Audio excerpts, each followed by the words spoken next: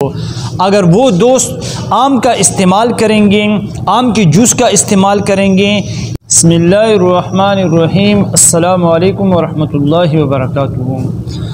दोस्तों, आज एक नई वीडियो के साथ आपकी खिदमत में हाज़िर हूँ। आज जो हमारा उन्वान है वो है इस मौसम के एतबार से।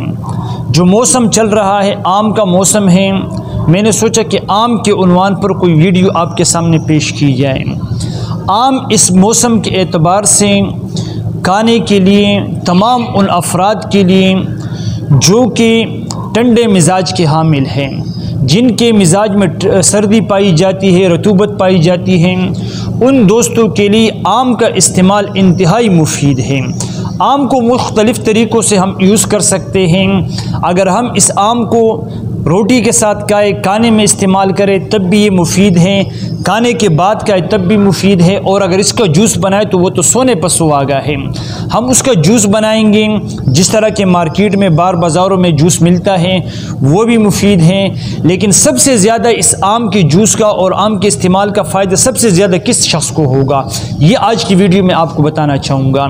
देखिए दोस्तों, आम का जूस हर उस इंसान के लिए जिसका जिस्म पतला है, जिसका जिस्म कमज़ोर है, जिसके अंदर कैल्शियम की कमी पाई जाती हो, अगर वो दोस्त आम का इस्तेमाल करेंगे, आम के जूस का इस्तेमाल करेंगे, या जिनको कोई ऐसा ज़िंदगी में कोई ऐसा हादसा दरपेश आए कि जिसकी वजह से जिस्म से खून बह चुका है, अब वो कमज़ोरी का शिकार है, या बुखार उनको लग चुका है, जिन दोस्तों को बुखार की वजह से उनके जिस्म में खून जल चुका है, या दूसरे किसी आर्ज़े की वजह से, किसी बीमारी, किसी मुसीबत की वजह से जिस्म में कमज़ोरी आ चुकी है और चेहरे पर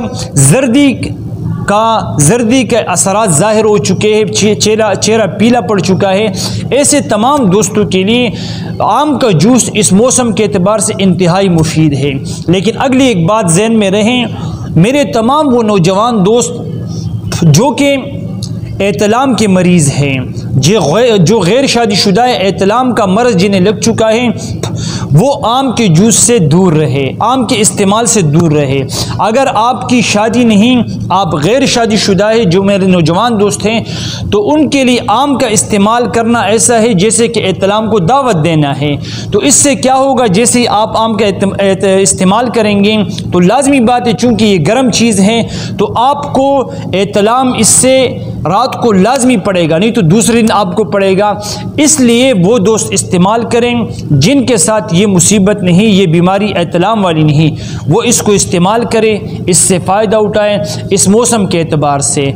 दूसरी बात ये है कि मेरे तमाम वो दोस्त जो कि लो ब्लड प्रेशर के मरीज़ हैं, जिनका बीपी लो रहता है, वो कच्चे आम, जिसको हम कीरा कहते हैं, ये कच्चा आम लेकर के इसको हम काटेंगे और काट करके इसको तवे पर थोड़ा घी डाल के इसको पकाएंगे।